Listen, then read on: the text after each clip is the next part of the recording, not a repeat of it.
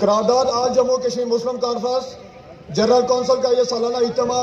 ریاست جموں و کشمیر میں مسلم کانفرنس کے قیام و احیا کو ریاستی مسلمانوں کے لیے ایک سنگ میل قرار دیتا ہے، جس نے مستقبل میں مسلمانان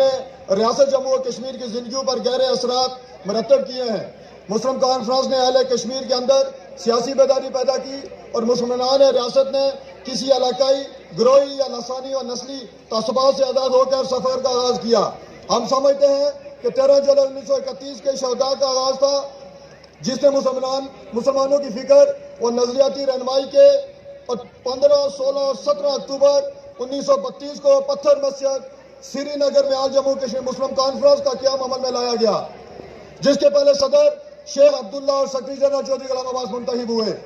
آج کا یہ اجتماع مسلمانوں کے لیے ایک نظریاتی مشعل راہ تعین کرنے اور مسلمانوں کے لیے ایک سیاسی پلیٹ فارم اور فکری تنظیم کے قیام کے سلسلہ میں بانی صدر شیخ محمد عبداللہ قائد ملت رئیس الارحام چودھری غلام عباس کو زبردست خراج عقیدت پیش کرتا ہے۔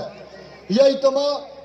یکے بعد دیگر آنے والے صدور و دیگر اکابرین، جن میں جسٹس احمد یار خان، میر وائس کشمیر مولانا محمد یوسف شاہ، غازی ملت سردار محمد ابراہیم خان، مجاہد اول سردار محمد عبد القیوم خان اور راجہ محمد عبد الرحمان کو زبردست خراج عقیدت پیش کرتا ہے، جن کی جلائی ہوئی شمع آج کشمیری مسلمانوں کے لیے فکری رہنمائی کر رہی ہے۔ ہم ان تمام کے لیے دعائے مغفرت، درجات کی بلندی کے لیے دعا کرتے ہیں۔ یہ کنونشن سردار سکندر حیات خان اور سردار عتیق احمد خان کی بطور صدر مسلم کانفرنس خدمات کو خراج تحسین پیش کرتا ہے اور ان کی صحت و درازی عمر کے لیے دعا کرتا ہے۔ آپ کو یہ قراردادیں منظور ہے، ہاتھوں لا کر اس کے ساتھ تعین کریں۔ Thank you.